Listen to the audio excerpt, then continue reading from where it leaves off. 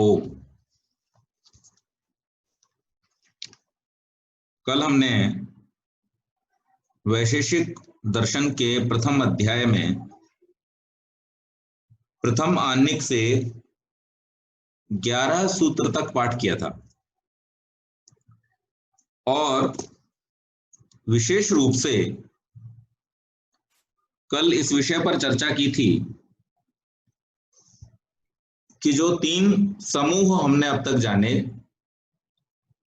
द्रव्य, गुण और कर्म, तो उनका हमने विस्तार से वर्णन किया था। अंतिम सूत्र में आया था कर्म कर्म साध्यम न विद्यते।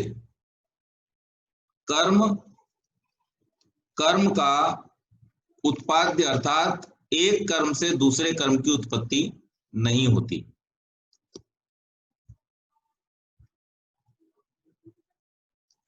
ये जो सूत्रों का क्रम है इसको हम बहुत धीरे धीरे लेकर के चल रहे हैं। आमतौर पर हम एक दिन में 14-15 सूत्रों का पाठ करते थे, लेकिन आप सब देख रहे हैं कि पिछले 3 सत्रों में हमने केवल 11 सूत्रों का पाठ किया है।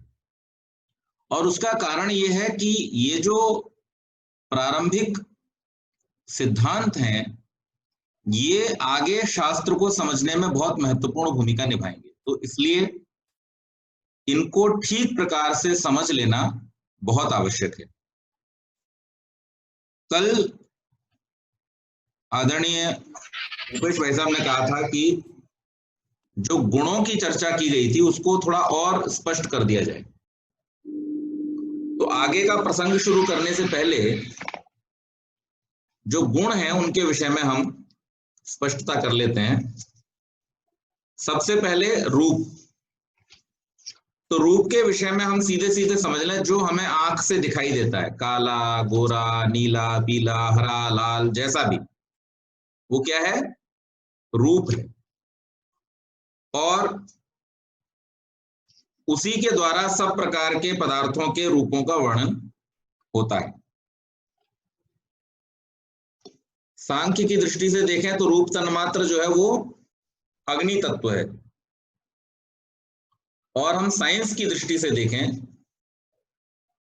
तो जिन पदार्थों से परावर्तित होकर के जिस प्रकार की किरणें हमारी आंख पर पड़ती हैं, हमें वो पदार्थ उन रंगों के दिखाई देते हैं।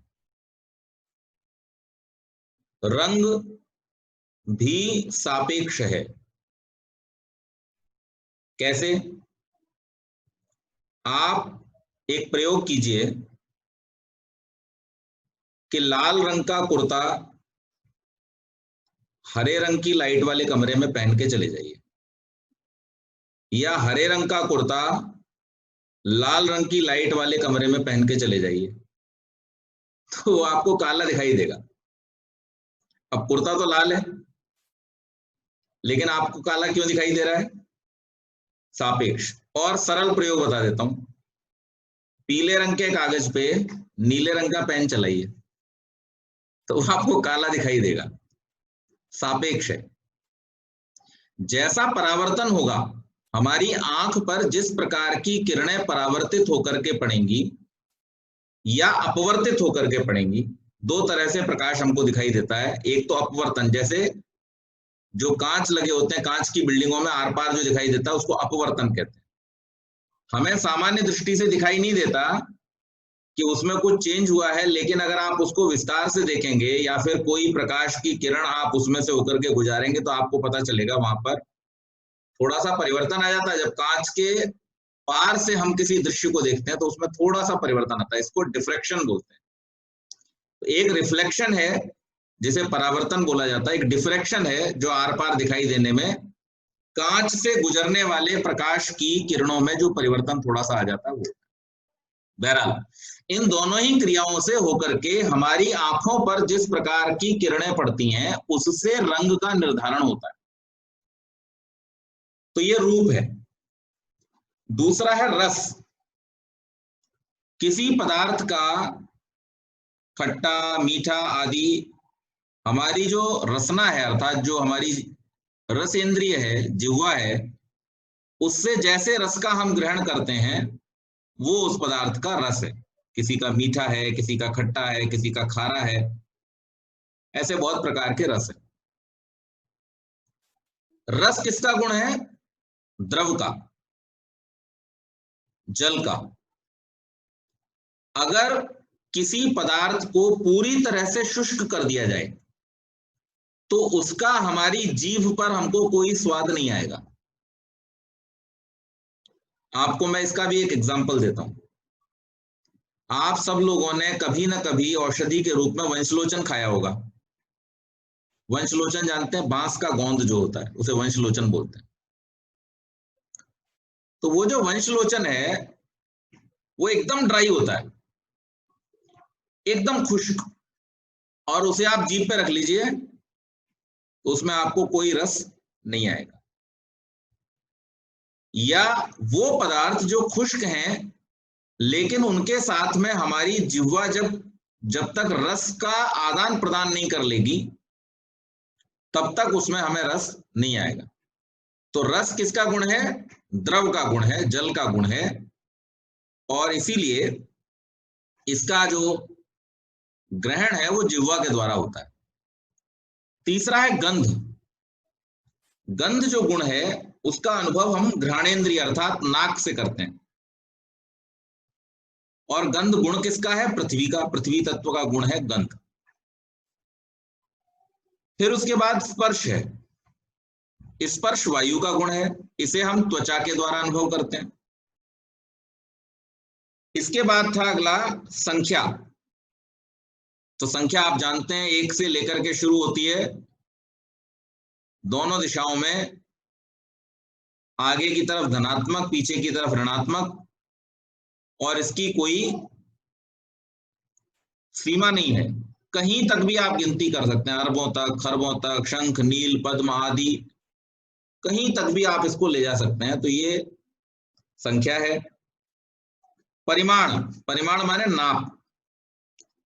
किसी चीज का नाप जो है वो उसका परिमाण कहलाता है। इन्हें 3 विभागों में बांटा गया है। अणु परिमाण यानी बहुत सूक्ष्म, और विभू परिमाण जिसकी कोई सीमा नहीं है, परमात्मा, आकाश आदि, इनको नाप नहीं सकते। इन दोनों के बीच में जो है उन सबको मध्यम की श्रेणी में रखा गया। मध्यम मतलब जो नापे जा सकते हैं, मेजरेबल हैं, उन सबको मध्यम की श्रेणी में रख दिया। तो बहुत छोटे जो नापे ना जा सके अणु परिमाण, बहुत बड़े जो नापे ना जा सके विभू परिमाण, और उनके बीच में जो आ गए वो मध्यम परिमाण। इस प्रकार से 3 परिमाण होते हैं। आगे था पृथक्त्व। पृथक्त्व माने अलग होना। पृथक पृथक हम कहते हैं ना, ये चीज उससे पृथक है, अलग है, उसकी अपनी एक स्पेशलिटी है, अलग है। यानी ये पेन और दूसरा पेन एक दूसरे से अलग है, ये एक नहीं है, अलग अलग है। तो इसका पृथक्त्व हो गया। संख्या की दृष्टि से ये 2 अलग अलग यूनिट हो गए, इसको पृथक्त्व कहते हैं। इसके बाद में आता है संयोग। संयोग हम लोग सामान्य भाषा में भी प्रयोग करते हैं। जुड़ना, किन्हीं पदार्थों का जुड़ना संयोग है, मिलना संयोग है। और विभाग, उनका अलग अलग हो जाना विभाग है। हाइड्रोजन और ऑक्सीजन मिले, संयोग हुआ, जल बन गया। हाइड्रोजन और ऑक्सीजन अलग अलग हो गए, विभाग हो गया, तो फिर से वो जल समाप्त हो गया। जल का अणु हट करके अब वो हाइड्रोजन और ऑक्सीजन के अणु में बदल गया। तो ये संयोग और विभाग है। परत्व माने दूर होना, और अपरत्व माने समीप होना। इसके बाद सुख। तो हम सब जानते हैं हमारी मन जो आंतरिक इंद्रिय है, और जो हमारी 10 बाहरी इंद्रियां यानी आंख, नाक, कान, मुंह यानी जीभ और त्वचा, ये 5, और हाथ, पैर, वाणी, पायु और उपस्थ, ये 5 कर्म इंद्रियां। तो ये 10 जो इंद्रियां हैं और एक मन जो आंतरिक इंद्रिय है, जो इसके अनुकूल है वो सुख है, जो इसके प्रतिकूल है वो दुख है। इच्छा अप्राप्त को प्राप्त करने की इच्छा होती है। तो जो चीजें हमारे पास नहीं है उनको देख करके हम उन्हें जब प्राप्त करना चाहते हैं तो वो इच्छा है। द्वेष जो प्राप्त है लेकिन जिससे हमें कष्ट है, जिसको हम छोड़ना चाहते हैं, उससे हमें द्वेष होता है, तो वो द्वेष है। प्रयत्न इच्छित पदार्थों की प्राप्ति के लिए और जिन पदार्थों से हम द्वेष करते हैं उनको छोड़ने के लिए जो हम करते हैं, जो हमारी क्रिया है, वो प्रयत्न कहलाता है। स्नेह, स्नेह जैसे हमने बतलाया था, पदार्थ की दृष्टि से अगर देखें तो किन्हीं खुश्क पदार्थों को समायोजित करने के लिए, बांधने के लिए जिस पदार्थ की आवश्यकता होती है वो स्नेह कहलाता है। पदार्थों में घी आदि जो भी चिकने पदार्थ जिन्हें कहते हैं, चिकनाई, वो स्नेह है। और अगर सूक्ष्म दृष्टि से देखें तो आध्यात्मिक दृष्टि से प्रेम आदि जो है वो स्नेह कहलाते हैं। धर्म जो पुण्य का कार्य है, धर्म है। अधर्म जो पाप आदि कर्म है वो अधर्म है। और सरल कर लें इनको, जो कार्य हमको करने चाहिए वो जब हम करते हैं तो वो पुण्य है, जो काम हमको नहीं करना चाहिए और वो हम करते हैं तो वो पाप है। इस प्रकार से और सरल हो जाता है। बुद्धि, तो बुद्धि जो है वो क्या है, जैसा कि हम पहले भी पढ़ाए हैं, हमारे अनुभवों से जो इंप्रेशन हमारे मन में, मस्तिष्क में, बुद्धि में पड़ जाते हैं, ज्ञान, वो बुद्धि है। और शब्द, शब्द आकाश का गुण है, कर्णेंद्रिय के द्वारा हम उसको सुनते हैं। तो इस प्रकार से ये 24 जो गुण थे उनका यहां पर हमने विवेचन किया। अब इसके बाद में कल जो हमने बात की थी, चर्चा की थी कि कर्म कर्म का कारण नहीं हो सकता, उसी बात को आगे बढ़ाया कि गुण और कर्मों में यह देखा जाता है कि एक कार्य अपने कारण का नाश कर देता है। तो क्या द्रव्यों में भी इस प्रकार का होना पाया जाता है? तो यहां पर कहा नहीं, न द्रव्यम कार्यम कारणम च वदति। न माने नहीं, द्रव्यम माने द्रव्य, कार्यम कार्य को, कारणम च और कारण को, वदति नाश करता है, नष्ट करता है। कोई भी द्रव्य अपने कार्य और अपने कारण को नष्ट नहीं करता। गुण एवं कर्म से द्रव्य का यह वैधर्म्य है। तो अभी तक साधर्म्य की बात की थी हमने कि किन किन चीजों में ये समान है। अब यहां पर एक वैधर्म्य बतलाया है कि गुण और कर्म जो है वो अपने कारण और कार्य को नष्ट कर देते हैं, लेकिन द्रव्य जो है वो अपने न कारण को नष्ट करता है और न कार्य को नष्ट करता है। किसी कार्य द्रव्य के समवायी कारण उसके अवयव और असमवायी कारण उन अवयवों का संयोग होता है। मुख्य रूप से अवयवी द्रव्य का नाश उस द्रव्य के असमवायी कारण के नाश से होता है। यदि अवयवों का संयोग परस्पर न रहे तो उन अवयवों से बना अवयवी नहीं रहेगा। द्रव्य कभी किसी का असमवायी कारण नहीं होता, इसलिए वह अपने कार्य द्रव्य का नाश नहीं कर सकता। उदाहरण के लिए तंतु यानी धागा, धागे के नाश से जो कपड़ा है उसके रूप आदि गुणों का नाश हो जाता है।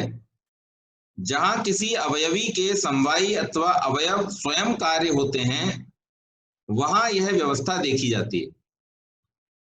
तो यहां पर जैसे तंतु आश्रय के नाश से कार्य जो उसका था तंतु का, वो क्या था, कपड़ा, धागे का कार्य था कपड़ा, एवं तंतु के जो रूपादि गुण थे, अब लाल था धागा तो लाल कपड़ा बना था, पीला धागा था तो पीला कपड़ा, नीला धागा था तो नीला कपड़ा, तो उसका जो रूप था तो उसका रूप भी नष्ट हो गया और वो कपड़ा जो उसका कार्य था वो भी नष्ट हो गया। किसके नष्ट होने से? द्रव्य के नष्ट हो जाने से, तंतु आश्रय के नाश से इनका नाश हो जाता है। तो इस दृष्टि से यहां पर यह कहा गया कि जहां किसी अवयवी के समवायी कारण अवयव स्वयं कार्य होते हैं वहां यह व्यवस्था देखी जाती है, लेकिन द्वयणुक नाश के अतिरिक्त सर्वत्र नाश की यह प्रक्रिया संभव है। किन्हीं कहीं अन्य कारण होगा और कहीं यह कारण होगा, इस प्रकार से इसको समझना चाहिए। तो कोई द्रव्य जो है वो अपने कार्य और कारण को नष्ट नहीं कर रहा है, लेकिन यहां पर इस बात को हम समझ रहे हैं कि जब द्रव्य ही वहां पर क्या हो गया, चेंज हो गया, उसका स्वरूप ही बदल गया, तो उस रूप में हम देखेंगे कि उसका जो कार्य था वो नष्ट हो जाता है। इसी प्रसंग को और आगे बतलाया, उभयथा गुणाः, उभयथा दोनों प्रकार के गुणाः गुण हैं। गुण कार्यवध्य और कारणवध्य दोनों प्रकार के हैं। कारण गुण कहीं अपने कार्य गुण का नाश कर देता है और कहीं कार्य गुण अपने कारण गुण का नाशक हो जाता है। इस प्रकार कार्य कारण नाशयत्व गुणों का साधर्म्य है। संयोग आदि निमित्त से उत्पन्न होकर प्रथम शब्द आगे उत्पन्न होने वाले शब्द का कारण होता है, अर्थात अगला कार्य शब्द उत्पन्न होकर अपने से पहले के कारण शब्द का नाशक हो जाता है। इसी प्रकार यह शब्द संतति तब तक चलती रहती है अगला कार्य शब्द अपने पहले कारण शब्द का नाशक रहता है। अंतिम कार्य शब्द का नाशक उपांत्य कारण शब्द माना गया है। सुंदीप सुंदर न्याय से दोनों एक दूसरे का नाश कर देते हैं, शब्द संतति समाप्त हो जाती है। ऐसे ही उत्तरवर्ती कार्य ज्ञान से पूर्ववर्ती कारण ज्ञान का नाश हो जाता है। फलतः गुणों का साधर्म्य है कार्य कारण विरोधत्व, द्रव्य से गुणों का यह वैधर्म्य है। द्रव्य और गुणों का परस्पर साधर्म्य एवं अन्योन्य से वैधर्म्य बताकर इससे आगे की चर्चा की जाती है। तो अब ये समझ लिया आपने कि पहले हमने क्या बतलाया था कल कि किन किन चीजों में ये साधर्म्य रखते हैं। तो अनित्यता बतलाई थी, द्रव्यत्व बतलाया था, और वहां पर बहुत सारे गुण जो इनको एक दूसरे के समान ठहराते हैं, इनकी सत्ता होती है, इनका अनित्यत्व होता है, उस रूप में इनका साधर्म्य बतलाया गया था। आज यहां पर ये वैधर्म्य बतलाते हुए कह रहे हैं कि कुछ ऐसे गुण हैं जिनमें ये एक दूसरे से मैच नहीं करते। उनमें पहला गुण ये है कि गुण और कर्म ये अपने कारण का और कार्य का नाश कर सकते हैं, लेकिन जो द्रव्य है वो अपने कारण और कार्य का नाश स्वयं नहीं कर सकता है। तो पहली चीज तो ये हो गई। दूसरे इन्हीं का बतलाया और उदाहरण के द्वारा यहां पर स्पष्ट किया कि जैसे शब्द क्या है, शब्द गुण है, और गति क्या है, वेग क्या है, वो भी गुण है। संस्कार के अंतर्गत वेग आता है। और क्रियाएं जो बतलाई थी और कर्म जो बतलाए थे, तो उन कर्मों में और गुणों में एक विशेषता ये पाई जाती है कि वो, जैसे आपने कोई तीर फेंका या कोई बुलेट चलाई बंदूक से, वो कब तक आगे बढ़ेगी, जब तक उसमें पीछे जो फोर्स लगाया गया था बंदूक के द्वारा या कमान के द्वारा, जो तीर में फोर्स लगाया गया था, वो फोर्स जब तक उसको धक्का मारता रहेगा तब तक वो आगे बढ़ता रहेगा। और वो धक्का मारने की जो प्रक्रिया है वो कैसे होती है, तो आप जानते हैं लॉ ऑफ मूवमेंट जो है, लॉ ऑफ मोशन जिनको बोलते हैं, उसमें एक सिद्धांत है। पहला सिद्धांत है कि जो पदार्थ स्थिति में है वो उसी स्थिति में बना रहेगा, और जो पदार्थ गतिशील है वो गतिशील बना रहेगा जब तक कि उस पर कोई बल न लगाया जाए। दूसरी बात उसमें यह आती है कि लगाया गया बल और उत्पन्न हुआ वेग एक दूसरे के प्रोपोर्शनल होते हैं, यानी जितना अधिक पुश लगेगा, जितना अधिक धक्का लगेगा, उतना ज्यादा वेग उत्पन्न होगा, एक्सेलरेशन होगा।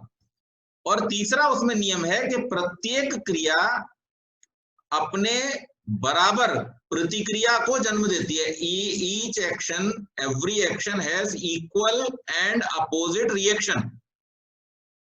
तो यहाँ पर ये जो 3 नियम हैं गति के, मोशन के, इन 3 नियमों को समझते हुए यहाँ पर हम ये समझ रहे हैं कि जो गोली आगे बढ़ी है उसके पीछे क्या है, जो फोर्स लगाया गया था वो फोर्स उसको गति प्रदान कर रहा है। लेकिन उस होती हुई गति में भी 2 क्रियाएं हो रही हैं, परस्पर 2 क्रियाएं क्या हो रही हैं, वो बार बार अपने सामने आने वाले कणों को और पीछे आने वाले कणों को, आगे वालों को हटा रही है और पीछे वालों से फोर्स ले रही है।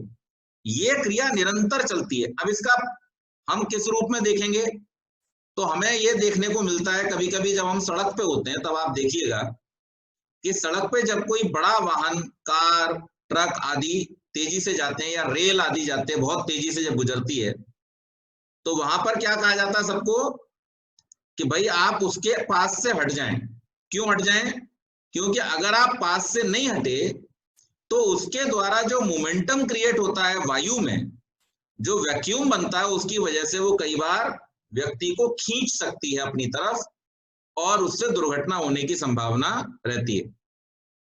तो ये जो वेग उत्पन्न होता है, ये वेग उत्पन्न होता हुआ जब कोई पदार्थ आगे बढ़ता है तो उसमें बहुत सारी और क्रियाएं भी चल रही होती हैं, और वो जो ऊर्जा उसको मिली थी वहां से, उस ऊर्जा का जो नाश होता है धीरे धीरे, वो इस क्रिया के फलस्वरूप ही होता है, क्योंकि वो केवल गति की क्रिया नहीं है। अब इसी गोली को आप अंतरिक्ष में छोड़ो, ये कभी नहीं रुकेगी, ये हमेशा चलती रहेगी। क्यों चलती रहेगी? वहां पर ये इसलिए चलती रहेगी क्योंकि उसका विरोध वहां पे नहीं हो रहा। लेकिन यहाँ वायुमंडल में जब हम कोई गोली चलाते हैं या तीर चलाते हैं, तो उसके ऊपर एक तो वायु की उपस्थिति है, दूसरा उसको गुरुत्वाकर्षण का जो बल है वो खींच रहा है, और ऐसे बहुत सारे जो उसको वेग को रोकने वाले फोर्सेस हैं, उनके कारण से थोड़ा स्थान जब तक उसका वो भार, उसका जो बल है वो काम करता है, उसके भार के विरुद्ध तब तक वो जाती है और उसके बाद में वो गिर जाती है।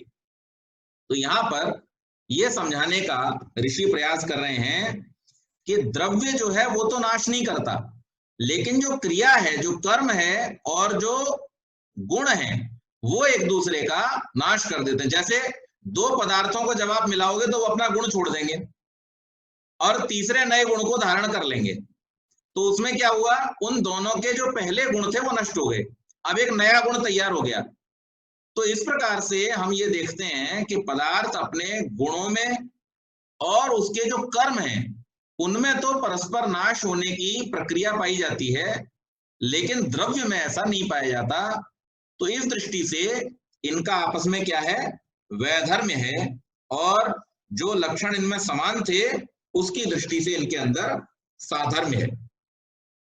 फिर आगे पूछा, द्रव्य और गुणों का परस्पर साधर्म्य एवं अन्योन्य से वैधर्म्य होता है। इसके आगे कहा, कार्य विरोधी कर्म, कार्य है विरोधी जिसका ऐसा कर्म है, अर्थात क्रिया का नाश उससे उत्पन्न कार्य के द्वारा होता है। तो मैंने जो अभी आपको बतलाया कि हमने जो क्रिया की थी, उस क्रिया का नाश किसके द्वारा हो रहा है, कार्य के द्वारा, और कार्य का नाश क्रिया के द्वारा। इस प्रकार कार्य विरोधी पद में व्याख्याकारों ने बहुब्रीहि समास लगाया है, जैसा कि ऊपर अर्थ करने में दिखा। अभिप्राय हुआ कि कर्म अपने कार्य से नाश्य होता है, क्रिया से विभाग उत्पन्न होकर पूर्व संदेश योग के नाश से अनंतर उत्तर देश संयोग उत्पन्न हो जाता है। यह संयोग कर्म का कार्य है। उत्पन्न हो जाने पर यह संयोग अपने कारण क्रिया का नाश कर देता है। उत्तर देश संयोग हो जाने पर क्रिया नष्ट हो जाती है। तो जैसे मैंने कल आपको स्नूकर का या बिलियर्ड्स का उदाहरण दिया था कि जिस बॉल में हमने पीछे से उस डंडे को मारा, वो बॉल जब दूसरी बॉल से जाकर के टकराती है तो ये बॉल रुक जाती है और दूसरी बॉल में क्या हो जाता है, गति उत्पन्न हो जाती है। ऐसे ही क्रिकेट का, हमने बैट से बॉल को मारा तो बैट तो हमारे हाथ में ही रहा, लेकिन जो क्रिया हमने या जो फोर्स हमने बैट में लगाया था वो कहां चला गया, अब बॉल के अंदर ट्रांसफर हो गया। तो बैट तो वहीं रुका हुआ है लेकिन बॉल दूर तक चली जाती है। तो इस प्रकार से देखते हैं कि हम एक क्रिया जो है वो दूसरी क्रिया को उत्पन्न करती है। इसको उल्टा समझा करके कि एक क्रिया से जो दूसरी क्रिया उत्पन्न हो रही है, इसका मतलब जो उत्पन्न हुई क्रिया है उसने अपनी पहले वाली क्रिया को नष्ट कर दिया। अगर बैट भी साथ साथ चल देता बॉल के तो क्या होता? तो फिर बॉल में क्रिया उत्पन्न नहीं होती थी। लेकिन चूंकि बैट रुका और उसने बॉल में वो क्रिया उत्पन्न कर दी, इसलिए बॉल बहुत दूर तक चला जाता है। तो यहां पर यह बतलाया है कि ये जो कार्य है वो अपने कर्म का और कर्म जो है अपने कार्य का इस प्रकार से नाश कर देते हैं। आगे कहा द्रव्य गुण कर्म के साधर्म्य और वैधर्म्य का इस प्रकार से उपदेश समझना चाहिए। अब आगे कहा क्रिया के विषय में और लक्षणों का निर्देश किया। क्रिया गुणवत् समवायी कारणमिति द्रव्य लक्षणम। क्रिया गुणवत् क्रिया कर्मों का आश्रय और गुणों का आश्रय, समवायी कारणम समवायी कारण सब उत्पन्न होने वाले कार्यों का, इति यह द्रव्य लक्षणम द्रव्य का लक्षण चिन्ह है। अर्थात यहां पर यह कहा गया कि कर्मों और गुणों का जो अधिकरण आश्रय है वो द्रव्य है। गुण किस में आश्रित है? द्रव्य में। और कर्म किस में आश्रित है? वो भी द्रव्य में। द्रव्य हमने कौन से गिने थे? 9 द्रव्य हमने गिने थे। पृथ्वी, जल, अग्नि, वायु, आकाश, काल, दिशा, आत्मा, मन। ये जो 9 द्रव्य हमने गिने थे कल, इन 9 द्रव्यों के ही आश्रित सारे गुण और कर्म हैं। अगर द्रव्य न हो तो गुण भी नहीं होगा कहीं और कर्म भी नहीं होगा। जैसे मैंने अभी गुणों के बारे में बतलाते समय आपको बताया कि पृथ्वी का गुण क्या है? गंध है। पृथ्वी के अंदर रूप भी है, पृथ्वी के अंदर स्पर्श भी है, पृथ्वी के अंदर रस भी है। इसी प्रकार से अग्नि के अंदर रूप है, अग्नि के अंदर स्पर्श है। वायु के अंदर क्या है? वायु के अंदर स्पर्श है। जल के अंदर 3 चीजें आ जाती हैं, रूप भी है, रस भी है, स्पर्श भी है। और इनके अपने अपने गुण भी हैं। तो अपने अपने गुणों की दृष्टि से देखेंगे तो वायु में केवल स्पर्श है, अग्नि में केवल रूप है, जल में केवल रस है और पृथ्वी में केवल गंध है। ये इनकी विशेषता है। और बाकी उनमें आश्रय की दृष्टि से और गुण भी पाए जाते हैं। इसी प्रकार से हम कर्म को देखें तो आत्मा के आश्रित है। समस्त कर्म जो है वो किसके आश्रित हैं? आत्मा के आश्रित हैं। आत्मा अगर न हो अर्थात चेतन तत्व अगर न हो तो किसी प्रकार का कर्म, किसी प्रकार की क्रिया इस संसार में हो नहीं सकती। इस बात को आधुनिक विज्ञान भी मानता है, क्योंकि जो लॉ ऑफ मोशन जिसकी मैंने अभी चर्चा की, उस लॉ ऑफ मोशन को आज पूरी साइंस, मॉडर्न साइंस मानती है। और न्यूटन के दिए हुए इन लॉ ऑफ मोशन से ही ये बात स्पष्ट हो जाती है। इसमें ये कहा गया है कि कोई भी वस्तु जो स्थिर है वो स्थिर बनी रहेगी और जो गति कर रही है वो गति करती रहेगी तब तक जब तक कि उस पर कोई बाहरी बल न लगा दिया जाए। तो ये जो बल लगाने वाला है ये चेतन है और इसलिए वहां इस चेतन के अस्तित्व की सिद्धि होती है। तो इस प्रकार से हमें ये देखना चाहिए। एक सेकंड। तो गुण और कर्म जो है वो किसके आश्रित हैं? द्रव्य के आश्रित हैं। इन्हीं 9 द्रव्यों से इस संसार में सारे गुणों का पता चलता है और इन्हीं 9 द्रव्यों के आधार पर सारी क्रिया इस संसार में होती है। तो आत्मा तो जितनी भी गति है वो इनके आश्रित है और जितने भी गुण और कर्म हैं वो इस प्रकार से इनके आश्रित हो जाते हैं। ये अगर न हो, पदार्थ अगर न हो, यानी द्रव्य अगर न हो, तो द्रव्य के बिना ये गुण और कर्म जो है वो आश्रित नहीं रह सकते हैं। ये यहाँ पर बतलाया गया है। तो इस प्रकार से इसको समझना चाहिए। अब यहाँ एक और बात बतलाई गई कि विभू द्रव्यों को छोड़कर शेष समस्त नित्य परमाणु आदि एवं अनित्य घट आदि द्रव्यों में क्रिया गति आदि कर्म बराबर हुआ करते हैं। पृथ्वी आदि द्रव्यों को छोड़कर, तो इस प्रकार से हम देखते हैं कि गुण और कर्म जो है वो द्रव्य के आश्रित हैं। और इसमें दो प्रकार के, जैसे हमने बतलाया, द्रव्य जो हैं उनका परिमाण, तो परिमाण के आधार पर द्रव्यों के प्रकार हो गए।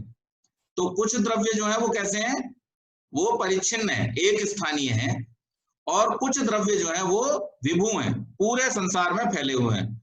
और कुछ द्रव्य जो है वो अणु परिमाण के हैं, अर्थात जैसे आत्मा है, मन है, तो ये क्या है, नापे नहीं जा सकते। तो जिनको नापा नहीं जा सकता उनको अणु परिमाण कहा गया, और जिनको बड़े होने की दृष्टि से इतने बड़े हैं कि उनको नापा नहीं जा सकता उनको विभू परिमाण कहा। जैसे आकाश है, आकाश को हम नाप नहीं सकते, तो इसी प्रकार से उसको क्या कह दिया, विभू परिमाण कह दिया। व्यापक है वो, परमात्मा को कोई नाप नहीं सकता, तो विभू परिमाण है। और बाकी के सारे जो है वो मध्यम परिमाण में आते हैं, जिनको नापा जा सकता है। तो इस दृष्टि से इनका विभाग कर दिया गया। आगे कहा कि कर्म अर्थात कोई क्रिया किसी द्रव्य में ही हो सकती है। विभू द्रव्यों को छोड़कर शेष समस्त नित्य परमाणु आदि एवं अनित्य घट आदि द्रव्यों में क्रिया गति आदि कर्म बराबर हुआ करते हैं। पृथ्वी आदि द्रव्यों को छोड़कर गुण आदि पदार्थों में क्रिया का होना संभव नहीं माना गया।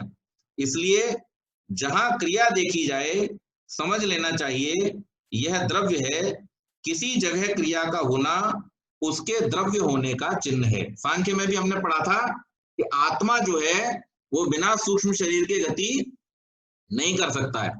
तो सूक्ष्म शरीर क्या है, द्रव्य परिमाण है, और इसलिए वो गति का कारण है। मन को गतिशील बताया गया है, तो मन गति करता है, क्यों गति करता है, द्रव्य परिमाण है। तो इस प्रकार से आगे कहा गया, विभू द्रव्यों में क्रिया होना संभव नहीं है, अतः सूत्रकार ने दूसरा अधिक व्यापक चिन्ह बतलाया, गुणवत। गुण का अधिकरण, गुणों का आश्रय। परमात्मा के विषय में एक मंत्र आता है यजुर्वेद में, उसमें बड़ी सुंदर बात कही गई, इसी बात को समझाया गया। तद एजति तन्नेजति तद दूरे तदवंतिके तदंतरस्य सर्वस्य तदु सर्वस्यास्य बाह्यतः। मंत्र में क्या किया गया, तद एजति, वो गति कराता है, तन नए जति, वो खुद गति नहीं करता, तद दूरे, वो सब बहुत दूर है, किनसे, जो उसे नहीं जानते, तदवंती के, वो उनको अंदर ही मिल जाता है जो उसको जानने का प्रयास करते हैं। तदंतरस्य सर्वस्य, वो सब पदार्थों में बसा हुआ है, और तदु सर्वस्यास्य बाह्यतः, और ये सारे के सारे पदार्थ उसके अंदर बसे हुए। तो ये परमात्मा की विशेषता जो वहां पर बतलाई, यहाँ पर ये सूत्र जो है उसको क्या कर रहा है, उसी बात को दोहरा रहा है। वेद की उस बात को लेते हुए ऋषि यहाँ पर कह रहे हैं कि जो व्यापक पदार्थ हैं उन व्यापक पदार्थों में गति नहीं होती, क्योंकि वो गति कहाँ करेंगे, आकाश कहाँ गति करेगा, तो आकाश इसीलिए व्यापक है, वो गति नहीं करता है। परमात्मा भी व्यापक है, इसलिए उसमें भी किसी प्रकार की गति नहीं है। आगे कहा, प्रत्येक गुण किसी न किसी द्रव्य में रहता है। जहां कहीं कोई गुण जाना जाए, समझ लेना चाहिए इस गुण का जो आश्रय पदार्थ है वह द्रव्य है। द्रव्य होगा तो गुण होगा, द्रव्य नहीं होगा तो गुण नहीं होगा। इसीलिए अब इच्छा, द्वेष, प्रयत्न, सुख, दुख, ज्ञान, ये क्या है, गुण है। किसके गुण है ये, आत्मा के। आत्मा जब तक है शरीर के अंदर तब तक आपको ये सब दिखाई देते हैं, और अगर ये दिखाई नहीं दे रहे, इच्छा, द्वेष, प्रयत्न, सुख, दुख, ज्ञान, फिर उन्मेष, निमेष, पलकों को उठाना, पलकों को बंद करना, श्वास प्रश्वास, श्वास को छोड़ना, श्वास को ग्रहण करना, हृदय का स्पंदन आदि आदि, ये जो जीव के लक्षण शास्त्रों में बतलाए गए हैं, जैसे ही ये निकला, द्रव्य निकल गया, मतलब जीव निकल गया शरीर से, आत्मा जैसे ही निकल जाता है, वहां पर ये गुण भी समाप्त हो जाते हैं। तो इसलिए यहां पर ये बतलाने का प्रयास किया जा रहा है कि जिस प्रकार से कर्म द्रव्य का लक्षण है, इसी प्रकार से जो गुण है उसका आश्रय भी क्या है, द्रव्य ही है। द्रव्य होगा तो उसके गुण होंगे, द्रव्य नहीं होगा तो गुण नहीं है। इसका मतलब अगर कहीं हमें गुण दिखाई देते हैं तो उससे हमें द्रव्य का अनुमान करना चाहिए। प्रत्येक उत्पन्न द्रव्य को आचार्यों ने द्रव्य की उत्पत्ति के प्रथम क्षण क्रियाहीन और गुणहीन माना है। उस क्षण में क्रिया गुणवत्व लक्षण उस द्रव्य में घटित नहीं होगा। इस आशंका की भावना से सूत्रकार ने कहा, समवायी कारणम, किसी कार्य के आत्मलाभ के लिए उसके कारणों का पहले विद्यमान रहना आवश्यक है, क्योंकि यदि कारण न होगा तो कार्य का उत्पन्न होना संभव नहीं है। इसलिए द्रव्य में क्रिया और गुण की उत्पत्ति के लिए यह आवश्यक है कि क्रिया और गुण का कारण द्रव्य क्रिया और गुण की उत्पत्ति से पहले विद्यमान रहे। तो ये जो जगत है, जगत क्यों कह रहे हैं? गतिशील होने के लिए, गतिशील होने के कारण से ये जगत कहलाता है। अब ये जो जगत गतिशील है, इस गतिशील जगत के होने से पहले दो चीजों का होना जरूरी है। एक, उन पदार्थों का जिनसे ये बना है, उस द्रव्य का होना जरूरी है जिससे ये बना। तो प्रकृति के मूल तत्व क्या है? वो इसका द्रव्य है। और उस द्रव्य को यहाँ अगर हम वैशेषिक की दृष्टि से देखें तो पंच महाभूत जो हैं, और उसके बाद में काल, दिशा आदि भी उसमें कारण है, तो उनको हमने पहले से उपस्थित माना। और उसके साथ साथ इसमें क्रिया उत्पन्न करने वाला जो परमात्मा और आत्मा है, उसको भी हम जगत से पहले ही मानेंगे। परमात्मा को अगर हम जगत से पहले न माने तो फिर इसमें क्रिया उत्पन्न करेगा कौन? इसलिए जगत के निर्माण से पहले ही परमात्मा है। अब ये सिद्धांत कहां से लेकर के आए वैशेषिक में कणाद मुनि? तो हम लोग रोज एक मंत्र बोलते हैं, हिरण्यगर्भः समवर्तताग्रे। समवर्तत अग्रे, अग्रे मतलब इस जगत के निर्माण से पूर्व वो परमात्मा विद्यमान था, वो पूर्व में विद्यमान था। इसलिए उसने अपनी क्रिया के द्वारा, अपनी प्रेरणा के द्वारा प्रकृति के पदार्थों से इस जगत की रचना की। अगर पहले वर्तमान न होता, पहले विद्यमान न होता, तो वो किस प्रकार से इसकी रचना कर सकता था? तो इसलिए यहां पर कहा कि जो भी रचना हुई है उसके कारणों का पहले उपलब्ध होना, पहले उपस्थित होना आवश्यक है। अगर कारण नहीं होगा तो कार्य भी नहीं हो सकता। उत्पन्न द्रव्य को पहले क्षण में इसी कारण क्रियाहीन और गुणहीन माना है, ताकि क्रिया गुण की उत्पत्ति से पहले द्रव्य की विद्यमानता स्थिर हो जाए, तभी उसमें क्रिया व गुण की उत्पत्ति संभव है। यह हमें ज्ञात है कि किसी भी कार्य का समवायी कारण केवल द्रव्य होता है। उत्पन्न द्रव्य के आद्य क्षण में भी उस द्रव्य में उत्पन्न होने वाले क्रिया व गुण की समवायी कारणता विद्यमान रहती है। यदि ऐसा न हो, अर्थात उसमें क्रिया और गुण को उत्पन्न करने की क्षमता न हो, तो उसमें क्रिया और गुण का उत्पन्न होना संभव नहीं होगा। तो अब यहाँ पर फिर से हम चलते हैं बैक में और उस सिद्धांत पर पहुंचते हैं जहां पर यह कहा गया था, सांख्य में प्रश्न उठाया गया था कि किस प्रकार से हम आत्मा को और परमात्मा को ही क्यों न मान लें इस जगत का कारण। तो ये सिद्धांत देखिए, इसीलिए मैं बार बार कहता हूं कि सारे दर्शन जो है वो एक दूसरे को सपोर्ट करते हैं। जो कई बार लोग मान लेते हैं ऐसा कि दर्शनों में परस्पर भेद है, लेकिन ऐसा वास्तव में नहीं है।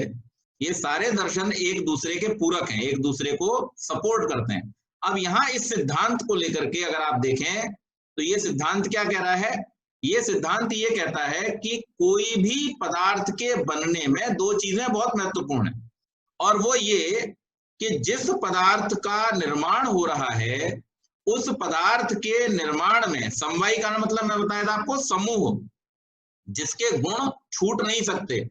तो वो जो समवायी कारण है, अर्थात वो जो तत्व हैं जिनसे उस पदार्थ की रचना हो रही है, उनमें उन गुणों का होना नितांत आवश्यक है। अगर वो गुण और वो क्रिया की सामर्थ्य उन तत्वों में न हो जिनसे वो पदार्थ बना है, तो उस पदार्थ का निर्माण कभी भी हो नहीं सकता। तो ये हमारा इस सिद्धांत को बताता है, चूंकि ईश्वर अपरिणामी है, नित्य है, और जीव भी कैसा है, अपरिणामी है, नित्य है और चेतन है। इसलिए चेतन जीव से या चेतन ब्रह्म से इस जड़ जगत की रचना होना संभव नहीं है। जड़ जगत की रचना उन जड़ तत्वों से ही होती है जिनको हम प्रकृति के मूल तत्वों के रूप में सत्व, रज और तम के रूप में जानते हैं। तो यहां पर ये कहा है कि आदि जो तत्व हैं उनमें गति नहीं है, लेकिन उस चेतन की प्रेरणा से वो जो गति उत्पन्न होती है और उस गति के कारण से जो भिन्न भिन्न प्रकार के गुणों के आधार पर मिश्रण होते हैं, उन मिश्रणों से नए पदार्थों की रचना होती है। आगे कहा द्रव्य का जो लक्षण कहा गया, क्रियावत्वम, गुणवत्वम, समवायी कारणत्वम, यह सब द्रव्यों का साधर्म्य है और द्रव्यों से अतिरिक्त समस्त पदार्थों का वैधर्म्य। क्रिया और गुण आधेय हैं, द्रव्य आधार। इनके आधार आधेय भाव में संबंध समवाय है। क्रिया और गुण का समवाय संबंध से जो आश्रय हो तथा कार्य द्रव्य एवं गुण आदि का जो समवायी कारण हो वह द्रव्य है, यह फलितार्थ स्पष्ट होता है। तो यहां पर यह बात क्लियर हो जाती है। ये क्या कहना चाह रहे हैं कि तीन जो हमारे समूह बने थे, द्रव्य, गुण और कर्म, इनमें से जो गुण और कर्म हैं वो द्रव्य के आश्रित हैं, यानी द्रव्य इनका आधार है। अगर द्रव्य नहीं होगा तो न गुण होगा न कर्म होगा। तो इसलिए ये हमने पहला सिद्धांत जाना कि द्रव्य और गुण और कर्म जो हैं वो द्रव्य में आश्रित रहते हैं। दूसरी बात इन्होंने बतलाई कि इनका जो संबंध है वो किस प्रकार का संबंध है, इनका संबंध है समूह वाला। जैसे कोई दो चीजें, अब ये पेन का समूह हो गया, ठीक है, ये जो दो पेन साथ साथ कर दिए क्या हो गया, समूह हो गया। तो किसी द्रव्य के साथ में उसके गुण और उसके कर्म जो हैं वो समूह के रूप में जुड़े हुए हैं, समवाय के रूप में जुड़े हुए हैं।